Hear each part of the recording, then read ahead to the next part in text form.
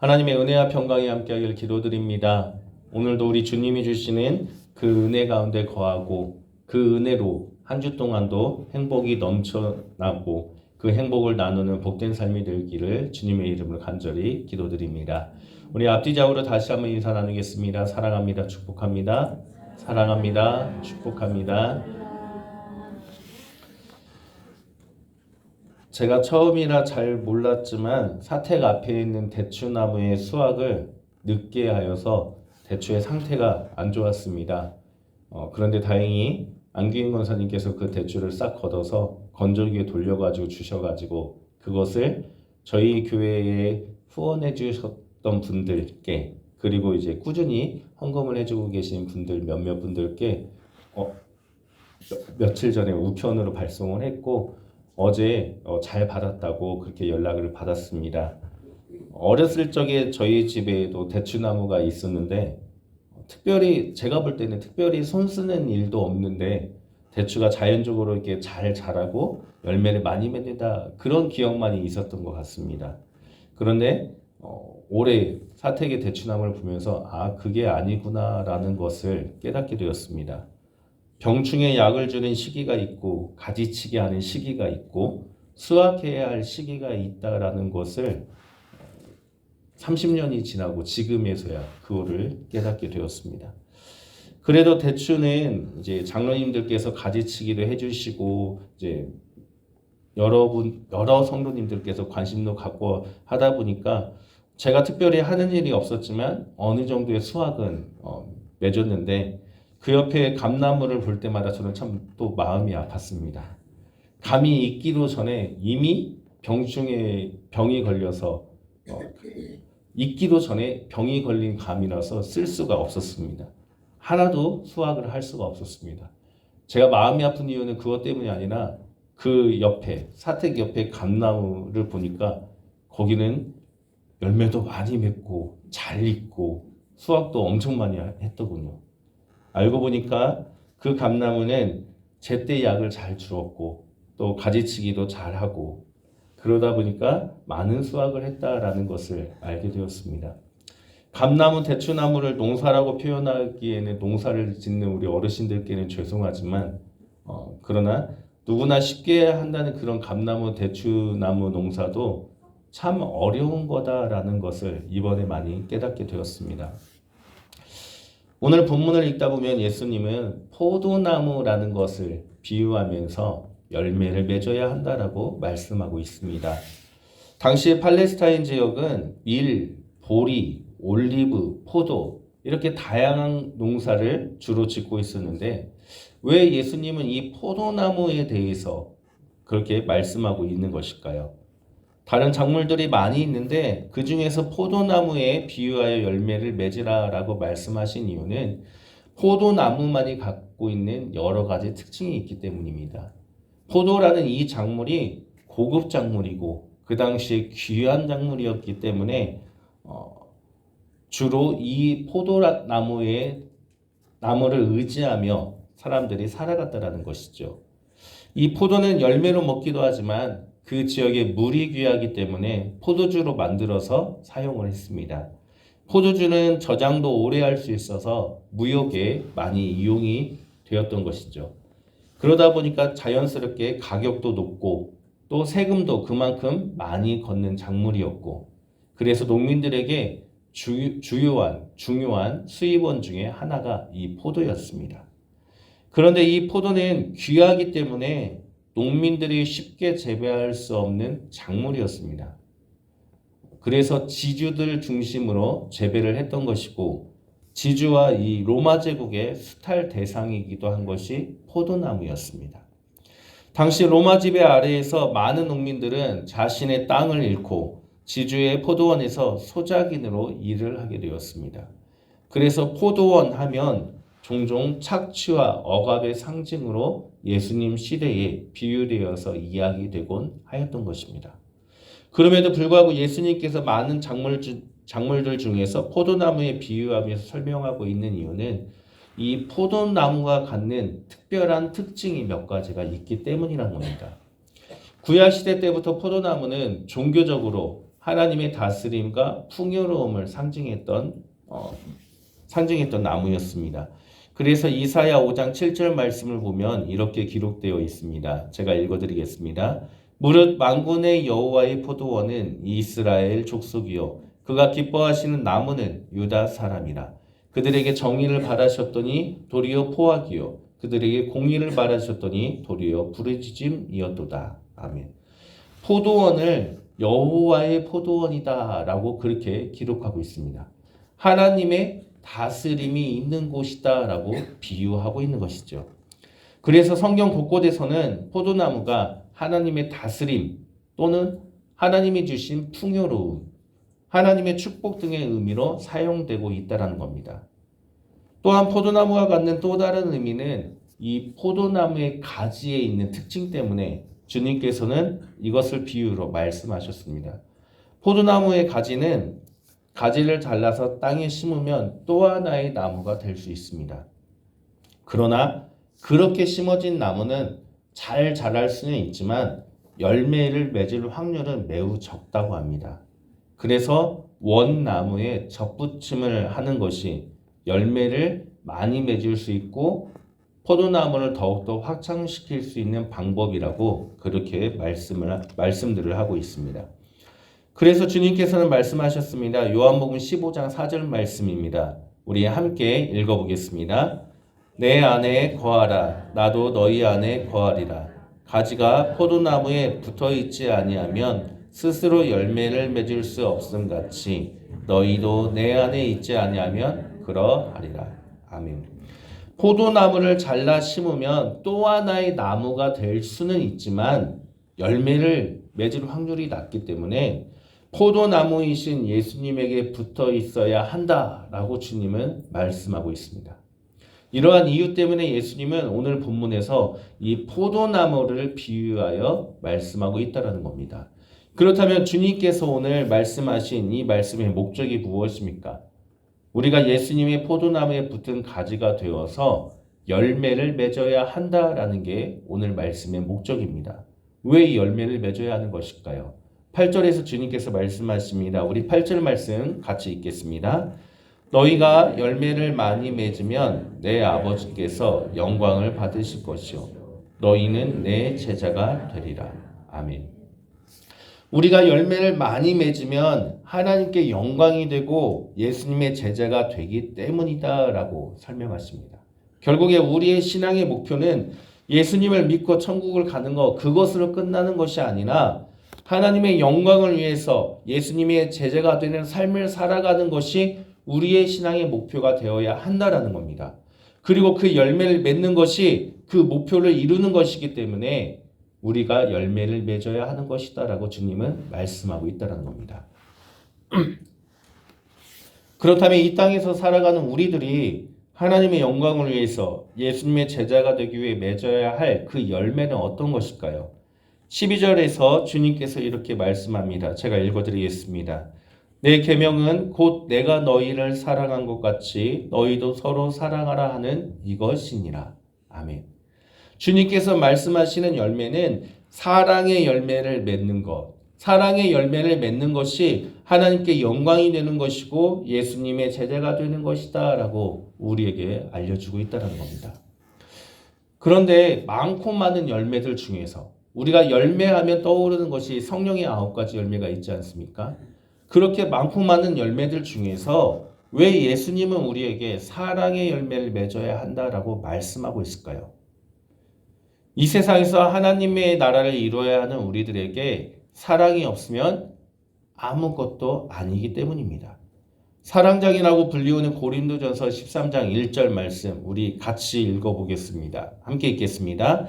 내가 사람의 방언과 천사의 말을 할지라도 사랑이 없으면 소리나는 구리와 울리는 꽹과리가 되고. 아멘.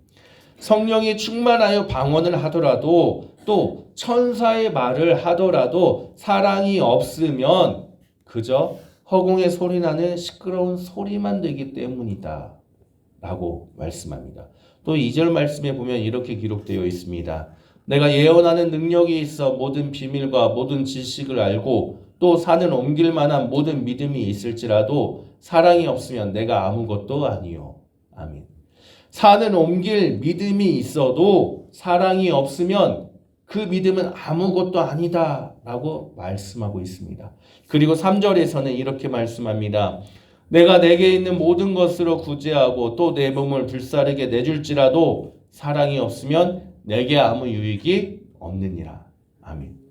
내 몸을 희생을 하더라도 그 가운데 사랑이 없으면 아무 유익이 아니다라고 말씀하고 있습니다.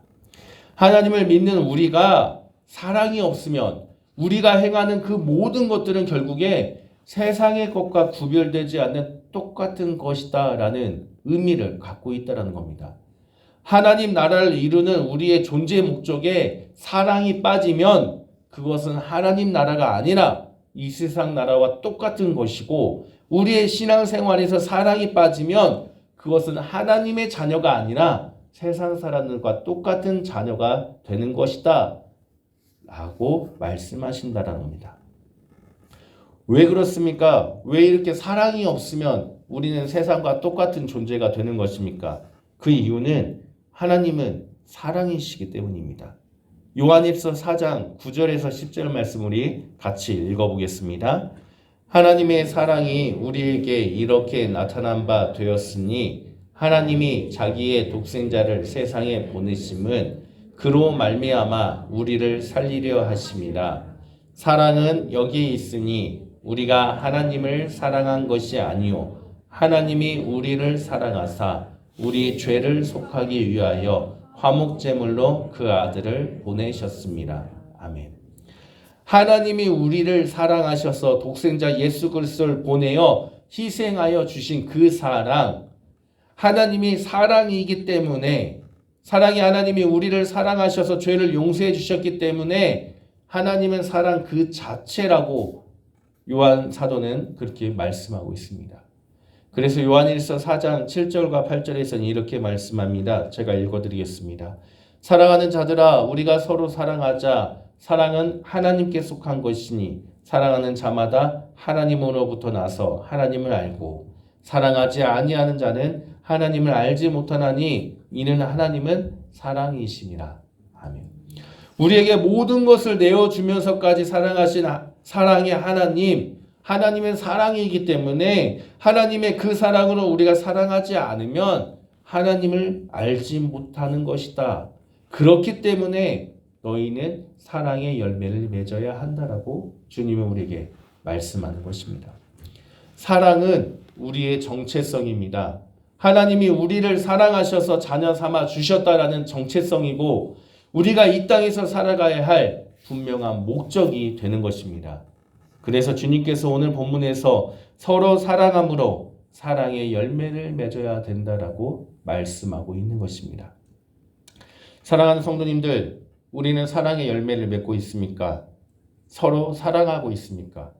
여기서 사랑은 내 마음과 내 기분의 사랑이 아닙니다. 아가페의 사랑, 하나님의 사랑입니다. 하나님의 그 사랑으로 모든 사람을 품고 용서하고 덮어주는 사랑입니다. 그 사랑으로 서로 사랑할 때 사랑의 열매를 맺을 수 있는 것인데, 우리는 하나님의 아가페 사랑으로 서로 사랑하면서 사랑의 열매를 맺고 있습니까? 서로 사랑하시기를 부탁드립니다. 아니, 우리는 서로 사랑해야만 합니다. 그래서 사랑의 열매를 맺게 될 때 우리는 예수님의 제자가 되는 것이고, 우리가 사랑의 열매를 맺게 될 때 그때 하나님께 영광을 돌릴 수 있음을 믿으시기를 바랍니다. 그렇다면 우리가 어떻게 해야 사랑의 열매를 맺을 수 있는 것일까요? 우리도 세상 사람들과 똑같은 사람들인데 어떻게 해야 예수님이 보여주신 그 아가페의 사랑으로 서로 품고 용서하고 사랑할 수가 있을까요? 12절 말씀 우리 같이 읽어보겠습니다. 12절 함께 읽겠습니다. 내 계명은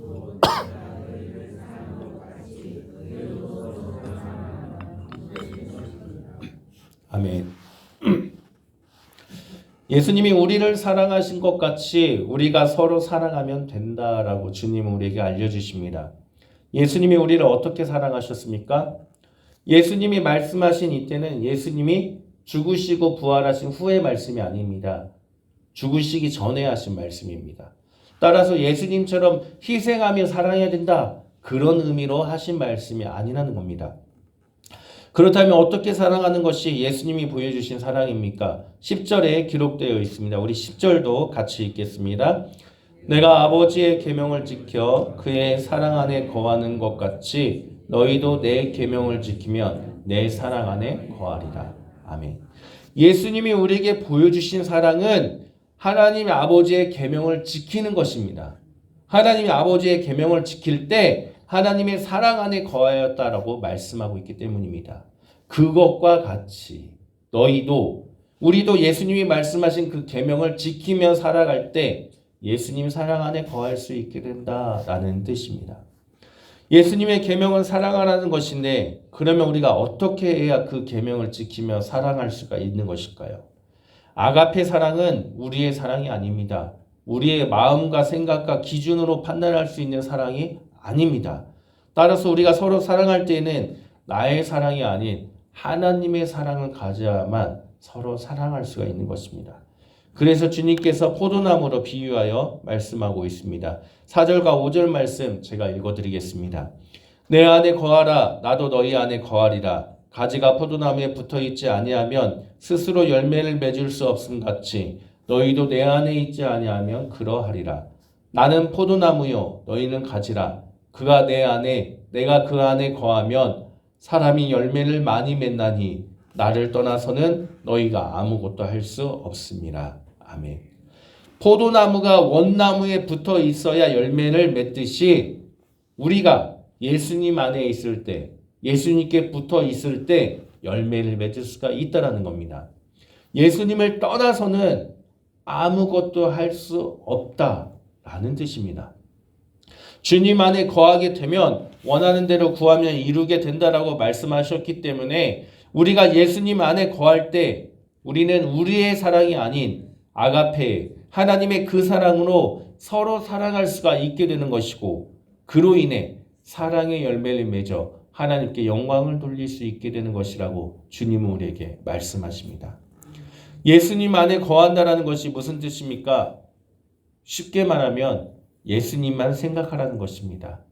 우리 삶의 모든 상황 속에서 제1 우선순위가 예수님이 되어야 하고 우리가 무엇을 결정하든지 무엇을 생각할 때 예수님이 가장 우선순위가 되어야 하는 것, 그게 예수님 안에 거하는 것의 뜻입니다.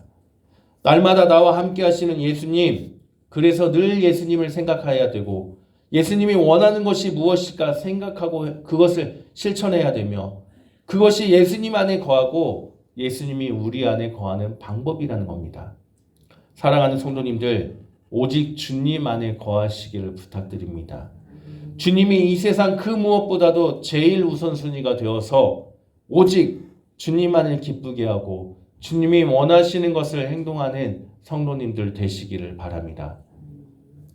우리는 지난주에 마음의 중심에 하나님이 있는 다윗을 하나님께서 기쁘게 받아주신다라는 말씀을 함께 묵상했습니다.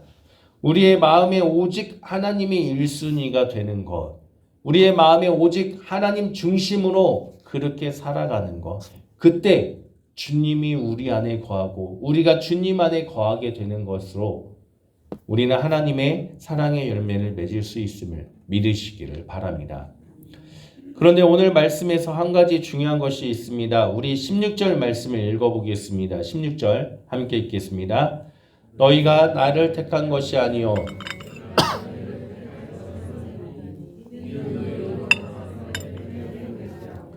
또 너희 열매가 항상 있게 하여 내 이름으로 아버지께 무엇을 구하든지 다 받게 하려 함이라. 아멘.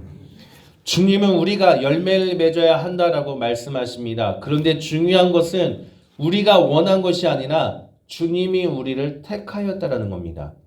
내가 원하든지 내가 원하지 않든지 그게 중요한 게 아니라 주님이 우리를 택하여서 사랑의 열매를 맺어야 한다라고 명령하신 것입니다. 그리고 우리를 택하신 주님은 사랑의 그 열매를 지금 우리 교회 안에서 맺어야 된다라고 말씀하신 것이 아닙니다. 가서 열매를 맺으라라고 말씀하고 있습니다. 어디로 가라는 것입니까? 세상입니다. 우리의 삶이며 우리의 이웃이며 우리의 직장이 있는 곳, 바로 그곳에 가서 사랑의 열매를 맺어야 한다라고 말씀하고 있다는 겁니다. 교회는 하나님을 알고 하나님의 사랑을 아는 사람들이 모여있기 때문에 그 사랑으로 믿음을 가지고 이 안에서는 서로 사랑할 수가 있습니다. 그러나 세상은 하나님을 모르는 곳입니다.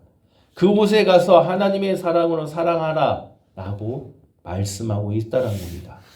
세상은 하나님이 제일 우선순위가 아니기 때문에 하나님의 사랑으로 사랑하는 우리들을 이해하지 못할 때가 있습니다. 때로는 손가락질하고 때로는 비난하며 왜 그렇게 미련하게 사냐라고 말할 때도 있습니다. 때로는 우리가 손해를 보며 살아갈 때도 있습니다. 그러나 주님께서는 그러한 곳으로 가서 너희는 사랑의 열매를 맺어야 한다. 그것이 하나님께 영광을 돌리는 것이다 라고 말씀하고 있다는 겁니다. 앞서 포도나무가 갖는 그 특징에 대해서 말씀드릴 때 당시 포도나무는 지주들, 즉 로마의 지배하에 억압과 착취를 당하는 그런 농작물이었다라고 말씀을 드린 적이 있습니다. 우리가 사는 세상은 강한 자들이 더 잘 살고 약한 자들이 억압당하며 서로 미워하고 상처를 주는 곳입니다. 그러나 그러한 세상 속으로 가서 억압과 착취를 당하는 포도나무의 그 지주들에게 가서 그들을 사랑해야 한다라고 주님은 우리에게 말씀하고 있다는 겁니다.